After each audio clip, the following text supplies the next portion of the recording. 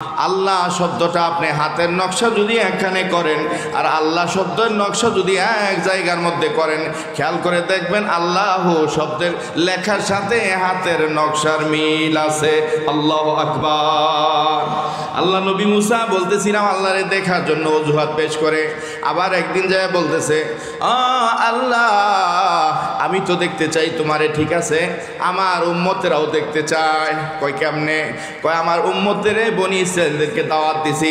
বনি ইসরাইলরা কয় কি, নবী মুসা আমরা আমাদের দেবতা আমাদের ভগবানকে দেখে দেখে আমরা তার ইবাদত করি, পূজা করি, আর্চনা সাধনা করি। ও মুসা তোমার মালিকরে, তোমার মালিক তোমার আল্লাহরে যদি দেখাইতে পারো তাহলে আমরা তোমার কাছে মুসলমান হব। আল্লাহ নবী মুসা আলাইহিস সালাম আল্লাহর দরবারে আপিল করলো, আল্লাহ আমি তো দেখাবো কেমনে, যদি না দেখাইতে পারি তাহলে মিথ্যা হইয়া যাবে। ঠিক কিনা বলে? তারা তো দেখে ইবাদত করে, মূর্তি বানায়া ওই মূর্তির পূজা করে। পুরা কাবা ঘরটা মূর্তি দিয়ে ভরা ছিল কিনা বলেন? আমরা দেখে দেখি ইবাদত করি। ও মুসা তুমি যদি তোমার মালিকরে দেখাইতে পারো তাহলে আমরা মুসলমান হব।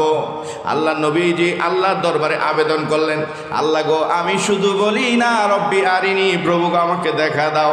এবার আমার উম্মতরাও বলা শুরু করেছে দেখা দেওয়ার জন্য। একটু দেখা দেওয়া যায়নি, কোরআনে আসছে আল্লাহ রাব্বুল আলামিন বলেন ঠিক আছে দেখতে যদি চাও তাহলে আসো পাহাড়ে। খেয়াল করবেন কোথায়? পাহাড়ের মধ্যে আসো, পাহাড়ে আসো, পাহাড়ের মধ্যে আসো। দোস্ত আমার, এই যে আল্লাহ তাআলার কোরআন শরীফ আমার হাতের মধ্যে আছে, এই মহা কোরআনটা নাজিল হয়েছে সর্বপ্রথম কোথায়? কোথায়? পাহাড়ে। কোথায়? পাহাড়ের গুহায়। তার মানে কি জানেন? তার মানে হয়েছে মানুষ যখন প্রেম করে, প্রেম ভালোবাসা করে, তার সাথে কারোর সাথে ভালোবাসা হয়, এই ভালোবাসার জিনিসটা মানুষ গোপন করে রাখে। আল্লাহর সাথে মুসা নবীর সাথে একটা প্রেম হয়েছিল সম্পর্ক, সে প্রেমের খেলাটা গড়ছিল দেখার মাধ্যমে। আল্লাহ রাব্বুল আলামিনের সাথে মহা একটা প্রেম হয়েছিল আমার আপনার নবীজির। আল্লাহ রসুলের প্রেম তো দুই পক্ষ থেকেই প্রেম। মুসা নবী আল্লাহরে দেখতে চাইছিল। বন্ধুরা আমার, আল্লাহ পাকের কাছে আমার নবীজি দেখার আবেদন করে নাই এরকম কোনো আলোচনা নাই, কিন্তু আলোচনা আছে আল্লাহ রব্বুল আলামিন আমার নবীজিকে দেখা করার জন্য দুনিয়ার জমিন থেকে আরশে আজিমের মধ্যে নিজ বাড়িতে দাওয়াত দিয়ে নিয়ে গেছিলেন। আল্লাহু আকবার। এই কোরআনের ঠিক মাঝামাঝি আপনি খুলবেন, মাঝামাঝি খুললে আপনি পাবেন, ঠিক মাঝখানে খুলবেন দেখবেন বড় করে লেখা আছে সূরা বনী ইসরাঈল, সুবহানাল্লাযী আসরা বিআবদিহি লাইলাম মিনাল মাসজিদিল হারাম। আল্লাহু আকবার। ঠিক কোরআনের মাঝখানে আছে যে মহাভ্রমণ সুবহানাল্লাযী আসরা। আশ্চর্য জিনিস শুনলে সুবহানাল্লাহ বলতে হয়। আশ্চর্য ভ্রমণের পিছনে আগেই আল্লাহ পাক সুবহানাল্লাহ শব্দটা ব্যবহার করেছে। একটা আশ্চর্য একটা ভ্রমণ ছিল, যে ভ্রমণটা কি আশ্চর্য একটা ভ্রমণ ছিল। আপনি কত জায়গায় যান ভ্রমণ করতে, কক্সবাজার যান, সিলেটে যান, জাফলংয়ে অমুকখানে তমুকখানে, কত জায়গায় মানুষ ঘুরতে যায় ফিরতে যায়। দোস্ত স্বয়ং মহা মাবুদের বাড়িতে যাওয়া, এটা কি যেন তেন ভাবন?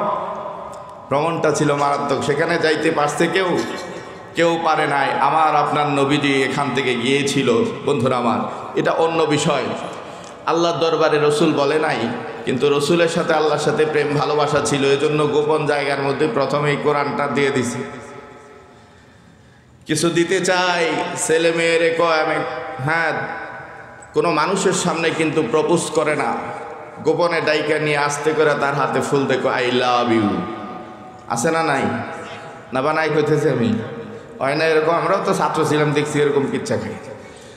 সুন্দর করে হাতের মধ্যে অ্যাসিড পাঠা দিয়া পুইরা আর প্লাস এস লিখে রাখছে। এই শব্দের, এই পাসওয়ার্ডের এটা যে কার নাম লেখা এটা সে ছাড়া কেউ জানে না, সে বলতে পারে না, কিন্তু লেখিয়া প্রকাশ করতে চায় আমি অমুকরে ভালোবাসি। স্বয়ং আল্লাহ রব্বুল আলামিন প্রত্যেকটা জান্নাতের দরজার মধ্যে, জানালার মধ্যে, সমস্ত জান্নাতের মধ্যে, এমন কি দোস্ত ফল কাটলে লেখা ওঠে আল্লাহ মুহাম্মদ, ঠিক কিনা? আমি বাইরের উদাহরণ এতদিন শুধু, কারণ আমরা কোরআন পড়েছি, হাদিস পড়েছি, না দেখা না শুই না বুঝা জিনিসটা আমরা অ্যাকসেপ্ট করতে পারি না, কারণ আন্তাজি কোনো জিনিস নেওয়া যাবে না। কত ধরনের কত কিছু আফ্রিকার মহা জঙ্গলের মধ্যে লা ইলাহা ইল্লাল্লাহ লেখা এরকম গাছ তৈরি হয়েছে, ঠিক কিনা বলেন? আপনারা যুবক ভাইরা ফেসবুকে পান না, অনেক জায়গার মধ্যে গাছে আকৃতি হয়, মাছের মধ্যে আকৃতি হয়, পাতার মধ্যে আকৃতি হয়। আমি নিজে সাক্ষী, ব্রাহ্মণবাড়িয়া ওয়াজ করতে গেছি, আমার মা ফোন দিছে, এই যে ওয়াজের আগে ফোন দিছে, কয় বাড়িতে, আমি কই মাত্র ওয়াজ শুরু হয়েছে, আমি বাড়ি যাবো কেমনে? মা তো সবসময় খেয়াল রাখে। ব্রাহ্মণ বাড়িয়ে গেছি, আসার সময় কয় যে তোমার বোনের জামাই যাইব, এই যে আপনাকে 2 নাম্বার সেমবি বোন বিয়া দিচ্ছি, তো সে আসবে, একটু গরুর গোস্ত নিয়ে আইসো।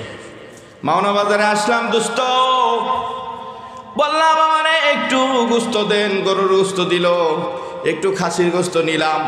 বন্ধুরা আমার সুন্দর করে ওনারা গোস্তটা কাইটা দিছে, নিজেরাই গোস্তটা নিয়ে বাড়ি গেলাম। আমার মা সেটা রান্নার ব্যবস্থা করলেন। বন্ধুরা আমার বিবি সেটা পরিবেশন কইরা যখন দিয়ে দিছে, আমার মা ছোটো বোনের জামাইয়ের সামনে যখন দিছে, আপনারা অনেকে চিনবেন, হারিসুদ্দিন প্রধান আমার ছোটো বোনের জামাই তবলিগ করে। বন্ধুরা আমার যখন এই যে আয়না দিছে, এই যে গোস্তটা নিয়ে গেছিলাম, এই গোস্তটা তো জল যখন রান্না হয়েছে, রান্নার পরে যখন মশলা পড়ছে, জাল দিছে, একবারে জল করে উঠছে, এটা সিদ্ধ হয় নাই। গোস্তের এক পাশে আল্লাহ লেখা, এক পাশে মোহাম্মদ লেখা। আল্লাহু আকবার। আমি গোসলে ঢুকবো, আমার মা আয়না কয় দেখ। আমি একটু মস্কারি করে কইলাম, বাবা গেছে সৌদিতে, জামাই চিল্লা দিয়ে আইছে, আমি ওয়াজ করেছি, আমাকে শেষ পর্যন্ত আল্লাহ আমার বাড়িতে আসছে।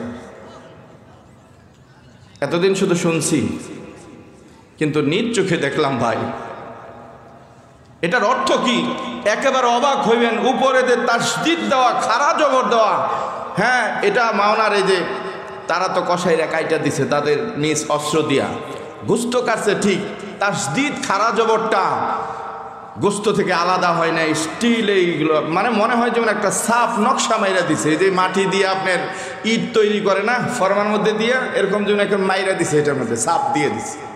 আমি দেখা মাথাটা চক্কর খেয়ে গেছি, অবাক। এক পাশে স্পষ্ট আল্লাহ রব্বুল আলমিনের নাম লেখা, কত মানুষ যে আমার বাড়িতে আইছে এই জিনিস দেখার জন্য। আরেক পাশে নবী মুহাম্মদ সাল্লাল্লাহু আলাইহি সাল্লামের নাম লেখা, এক পাশে আল্লাহ, এক পাশে মুহাম্মদ। এটা নিয়ে ভালো খবর হয়েছে, খারাপ খবর হয়েছে। কিছু মানুষেরা কয় দেহ কবে কুরবানি ঈদ গেছে হুজুর গো, ফ্রিজের মধ্যে এমন কুরবানি ঈদ গোস্ত রয়েছে। আসলে তো কুরবানি গোস্ত 3-5 দিন 7 দিনের মধ্যে খাওয়া শেষ, কিন্তু এই যে এখানে রয়ে গেছে বন্ধু, এটা বাস্তবতা। এটা কেন আমি বললাম, আল্লাহ পাক এগুলা দিয়া বুঝায়, দুনিয়ার মানুষ মনে রাখো, তোমার যেমন ভালোবাসো, কোনো মানুষকে ভালোবাসার মানুষ আছে আল্লাহ তাআলা জোড়ায় জোড়ায় তৈরি করছে। হ্যাঁ, তুমি বিবাহ শাদী করছো, তোমার বিবি তোমার ভালোবাসার মানুষ, যার গলা ধরে তুমি ঘুমাও। হ্যাঁ, আমারও ভালোবাসার মানুষ আছে, সেই ভালোবাসাটা ভিন্ন। এটা কীরকম ভালোবাসা? এটা মহান রব্বুল আলামিন। কারণ এটা নিয়ে আলোচনা, সমালোচনা, পর্যালোচনা হাদিসে নিষেধ আছে, লাইসা কামিসলি শায়া। এই দুই ব্যক্তি সম্পর্কে আলোচনা, সমালোচনা, পর্যালোচনা কেউ যদি করতে যায়, তাদের ঈমান নষ্ট হয়ে যাবে। শুধু এতটুকু ইয়াকিন রাখতে হবে, আল্লাহ এবং আল্লাহ রসুল, জোরে বলেন সুবহানাল্লাহ। বন্ধুরা আমার, মুসা নবী আল্লাহর দরবারে কয়, আল্লাহ তাহলে আমি পাহাড়ের মধ্যে আসবো, কখন আসবো? আগামীকালকে আসো। কেমনে আসবো? তোমার এলাকার যারা বনি ইসরাইলের যত লোকজন, তোমার উম্মতেরা যত লোকজন আছে, তাদেরকে সাথে করে নিয়ে আসবা, যারা আমারে দেখতে চায়। ওই যে বললাম না, যে তারা বলছে যে মুসা নবী আপনার আল্লাহকে যদি দেখাইতে পারেন তাহলে আমরা ঈমান আনব। এইবার মুসা আলাইহিস সালাম, আল্লাহ পাক বলে দিলেন যারা দেখতে চাইছে তাদেরকে সাথে করে নিয়ে আসবে। উনি যাইয়া এলাকার মধ্যে একটা কওমের মধ্যে গণ্যমান্য যত লোকজন আছে তাদেরকে নিয়ে, তাফসীরের মধ্যে আসছে 40 জন। কয়জন? 40 জন। কয়জন? 40 জন লোক সাথে করে নিয়ে মুসা নবী আলাইহিস সালাম চলে আসলেন পাহাড়ের মধ্যে। পাহাড়ে আইসা এইবার আল্লাহ রব্বুল আলামিন বললেন যে মুসা তোমরা অবস্থান করো, আমার কুদরতি নূর আমাকে দেখতে পাবে, আমি আল্লাহ তাআলা তোমার মাঝে দেখা দেব। হঠাৎ করে তাকিয়ে দেখলেন তাম সব এলাকা, পাহাড় এলাকা ডার্কনেস অন্ধকারাচ্ছন্ন হয়ে গেছে। বন্ধুরা আমার, অন্ধকার হয়ে যাওয়ার পরে এবার কেউ কারো চেহারা দেখতে পায় না। বন্ধুরে আমার, আল্লাহ বলে উযুর ইলাল জাবাল, আল্লাহু আকবার। এ মুসা পাহাড়ের দিকে তাকাও।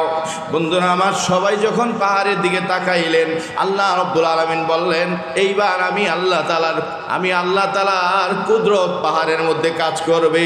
কোরআনে আসছে ফালাম্মা অথবা তাজাল্লা শব্দের তাফসীর হয়েছে প্রকাশ হওয়া। প্রকাশ হইলেন, কিভাবে প্রকাশ হইলেন?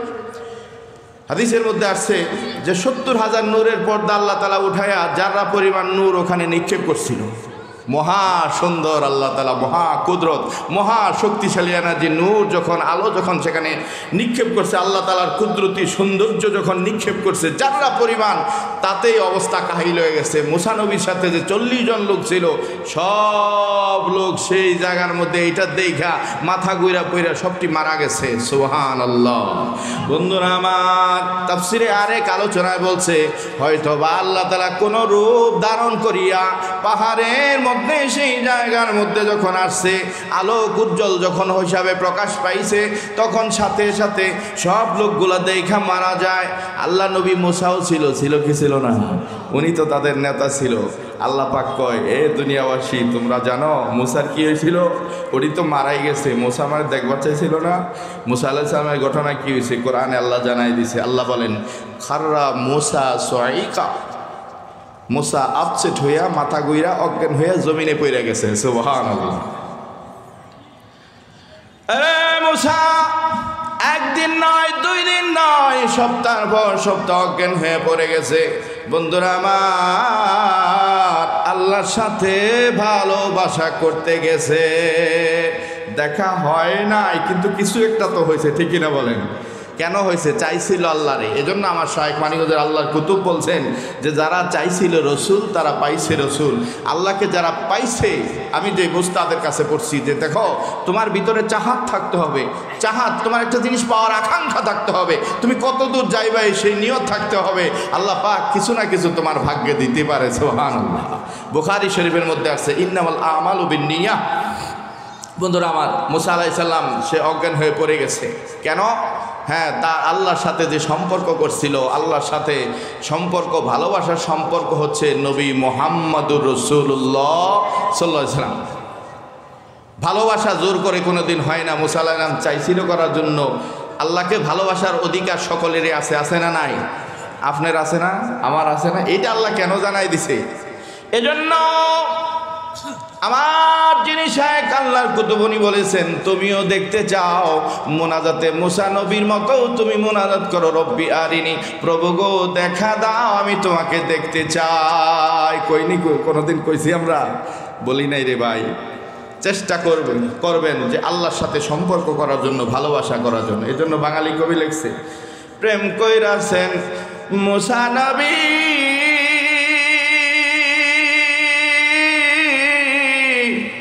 ওরে তুর পাহাড়ে গেলেন তিনি, পাহাড় পুরিয়া গেল মুসা কেন জ্বলে না, প্রেম খেলায়া শেখের মেলা সবাই জানে না। দুষ্ট আমার, আল্লাহ নবী মুসা আলাইহিস সালাম আল্লাহর প্রেমে পাগল হয়ে আল্লাহকে দেখতে চাইছিল। আল্লাহ তাআলার কুদরতি নূরের কারণে পাহাড় জ্বলছে যায়, পুরে ছারখার হয়ে গেছে। জ্ঞান যখন ফিরছে, মুসা নবী তাকায়া দেখে পিঠের নিচে যে পিঠের নিচে যে মাটি ছিল, ওই মাটিটাও পুরে ছাই হইয়া গেছে। প্রশ্ন করে আল্লাহ, আমি কেন পড়লাম না? মাটি পড়লো, আমি পড়লাম না। আল্লাহ বলে, মুসা রে, তুমি যে আমার পাগল, তুমি যে আমার ভক্ত, তুমি যে আমার ভক্ত পাগল। একটা ভক্ত পাগল যদি মইরেই যায়, মাইরেই ফেলাই, তাহলে আমার খেলা হবে কার সাথে? মুসা, আমাকে দেখাটা দেখতে চাও অপরাধ না, কিন্তু আমার বন্ধুত্ব হইছে মুহাম্মাদুর রাসূলুল্লাহ। জোরে বলেন আল্লাহু আকবার। তিনি আমার নবী, যিনি আল্লাহর বন্ধু, যার নাম জান্নাতের দরজায় লেখা। তিনি আপনার নবী, আমার নবী, যার নাম সব জায়গায় লেখা, যার নাম সব জায়গায় প্রকাশ হইতে চায়। আল্লাহ বুঝাইতে চায় দুনিয়াবাসী, এই যে গোস্তের মধ্যে লেখা পাইলাম, এটা দিয়ে এটা দিয়ে কি বুঝবো আপনি, আমি বলেন? এটা দিয়ে আল্লাহ বোঝায়, ভুলা যাইস না, বলে যাইস না, হ্যাঁ আমাকে আমার বন্ধুকে মনে রাখিস, যেটা বিদায় হজের মধ্যে নবী বলে গেছে। রেখে গেলাম কোরআন আল্লাহ আর আমার সুন্নাহ রেখে গেলাম। যতক্ষণ দুটাকে ধরে রাখবা ততক্ষণ পর্যন্ত তোমরা পথ ভ্রষ্ট হবে না। যে জাতি তার পূর্বের ইতিহাস জানে না, সে জাতি অতি সঙ্গোপনে অন্য জাতিতে পরিণত হয়ে যায়। বুঝতে হবে আমরা মুসলমান বন্ধুরা আমার। এজন্য আমরা এই উপমহাদেশে আজকে মানুষের কাছ থেকে টাকা কালেকশন করে, চান্দা নিয়ে, ভিক্ষা করে, তারপরে ওয়াজ মাহফিল করাইতে হয়, মসজিদের ইমামের বেতন দিতে হয়, মাদ্রাসার শিক্ষকদের টাকা দিতে হয়। দোস্ত আমরা মুসলমান, এটা ছিল না, এটা আমাদের দেশে ছিল না। জেনারেল বাংলা শিক্ষা যেটা আমরা মুসলমান হিসাবে না শিখলেও আমরা মাতৃগর্ভ থেকেই আমরা বাংলা ভাষা জানি, ঠিক কিনা বলেন? হ্যাঁ, আজকে বাংলা একটা স্যার পড়াক, বাংলা 5টা সাবজেক্ট পড়াইবো, তারে আপনি 5,000 টাকা দিবেন। হুজুর একটা হাদিসের বুখারী শরীফ পড়াবে, হুজুরের 200 টাকা দিতে কষ্ট হবে। আমরা এরকম মুসলমান, বুঝতে হবে দোস্ত। কেন ওয়াজ মাহফিলে আমু কেমনে, আমাদের ভিতরে তো কাজ সাইরা থুইছে। এজন্য বন্ধুরা আমার, আল্লাহ পাক বলছে এটা রোগ, এটা একটা রোগ, মারাত্মক রোগ। এটা এই রোগ যদি হয় আপনার চিকিৎসা করতে হবে। জীবিত অবস্থায় চিকিৎসা যদি না করেন, আমার শায়েখ বলছে আমি চলে গেলাম, হ্যাঁ এই চিকিৎসা যদি না করেন আমি চলে গেলাম, মাওলানা আরেকজন মাওলানা রেখে গেলাম, যার নাম আজরাইল মাওলানা। মারা যাওয়ার সময় আপনাকে সিনার মধ্যে পারাদা ধইরা যখন আপনি রুহুকে টাইনা বার করবো, তখন বুঝবেন সুবহানাল্লাহর দাম কত ছিল, ঠিক কিনা বলেন? খারাপ লাগতেছে? তাহলে একটু সামনে বাড়িয়ে দুরূদ পড়েন, আল্লাহুম্মা সাল্লি আলা।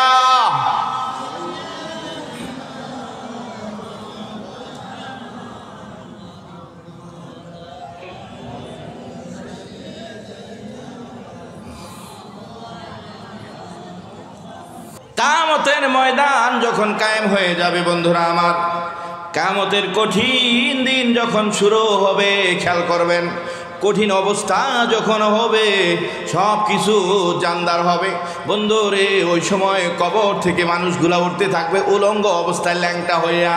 মা আয়েশা রাদিয়াল্লাহু তাআলা আনহা নবীজিকে প্রশ্ন করে, নবী, আল্লাহর নবী, মানুষ ল্যাংটা হয়ে উঠবো হাসরের মাঠে, এটাকে মানুষের লজ্জা লাগবে না, শরম লাগবে না? নবীজি বলে, শোনো, এমন একটা কঠিন মুহূর্ত হবে, একজন আরেকজনের দিকে তাকানোর মতো সময় হবে না। মিসাল কি? এই চতুর্দিকে যদি আজকে প্যান্ডেলের মধ্যে এখন 1 মিনিটে চতুর্দিকে যদি আগুন লাগে, চতুর্দিকে যদি এখন লাগে আগুন, তখন কি অবস্থা হবে? কে কার যান বাঁচে দৌড়ের উপরে থাকবো, ঠিক কিনা বলেন? আর ওই সময় তো কঠিন অবস্থা, মাথার অর্ধ হাত উপরে যখন সূর্য থাকবে, কঠিন মুহূর্ত হবে বন্ধুরা আমার। সূর্যের একটা মুখ দিয়ে আলো দেয়, ওই দিন 12টা মুখ দিয়ে আলো দিবে, এত দূরে সূর্য থাকে আপনার আমার। সেই দিন অর্ধ হাত উপরে যখন সূর্য থাকবে, কঠিন অবস্থা হবে মানুষের। এই মাটি তামা হয়ে যাবে, নিচে পাড়া না দিতে পারবে, মানুষের অবস্থা এত সিরিয়াস পরিমাণ হবে।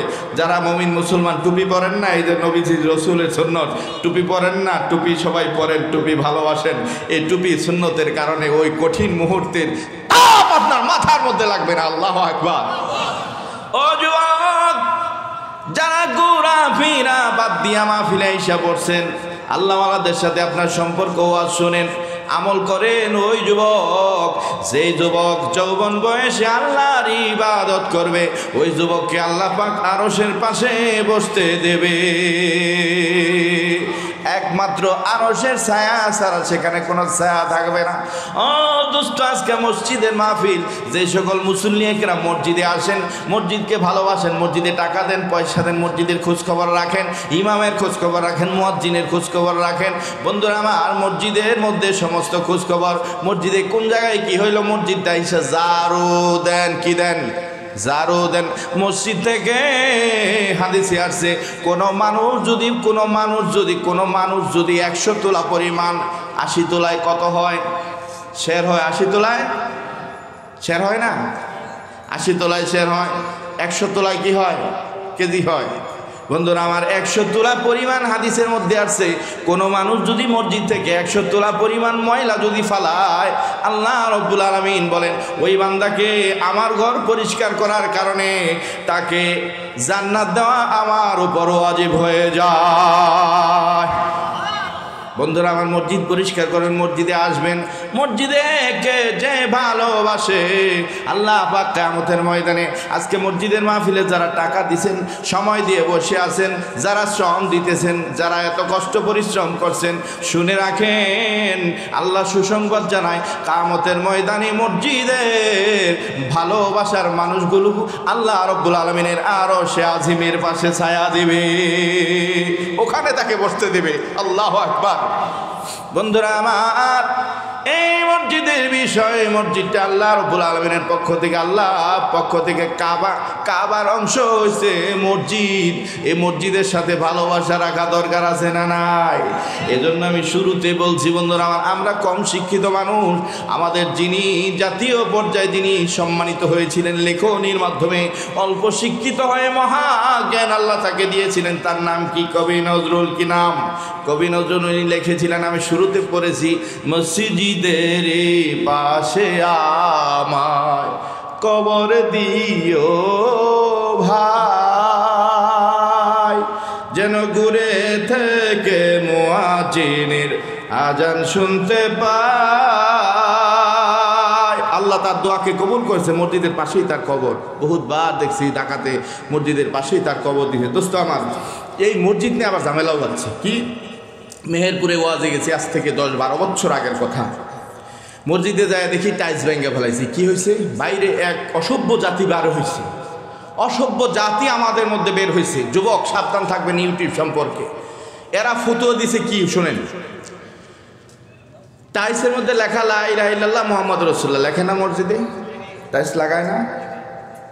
এই অসভ্য দলেরা কিছু যুবক ছেলে মুহাম্মাদুর রাসূলুল্লাহ যে টাইলসটার মধ্যে লেখা, এটা ভেঙে ফেলছে, যে লা ইলাহা ইল্লাল্লাহর সাথে মুহাম্মাদুর রাসূলুল্লাহ লেখা যাবে না। কারণ কি? যুক্তি দেখেন, লা ইলাহা ইল্লাল্লাহ আল্লাহর নাম, তিনি খালেক, তিনি সৃষ্টিকর্তা, আর মুহাম্মদ হয়েছে সৃষ্টি, স্রষ্টার সৃষ্টির নাম একখানে লেখা যাবে না, এটা বেদাত। বুঝেন ভালো করে, এটা অসভ্য জাত। খালি এটা বেদাত, ওইটা হারাম, ওইটা সমস্যা, ওইটা সমস্যা, এটা নিয়ে বিশাল এক ফিতনা ওই মসজিদের মধ্যে। টাইলস ভেঙে ফেলাইছে। এরে যার উসিলায় বেটা তুই আজকে মুসলমান, যার উসিলায় কোরআন পারি, যে আল্লাহর বন্ধু দুস্থ, তার নাম তুই ভেঙে ফেলাইছ মসজিদে। কত বড় জাহেল!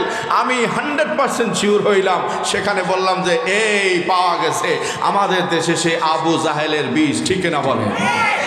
সব সময় যিনি নবী মুহাম্মদ সাল্লাল্লাহু আলাইহি ওয়াসাল্লামের পেছনে লেগেই থাকতেন, লোক লাগাই দিছে।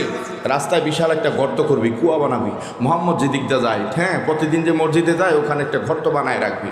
গর্ত বানায় উপরে ধরেন কিছু দিয়ে রাখছে, দিয়ে রাইখা দেখেন রাখে আল্লাহ মারেখে দিয়ে রাখছে। নবী মুহাম্মদ সাল্লাল্লাহু আলাইহি ওয়াসাল্লাম ওই রাস্তা দিয়ে যায় মসজিদে।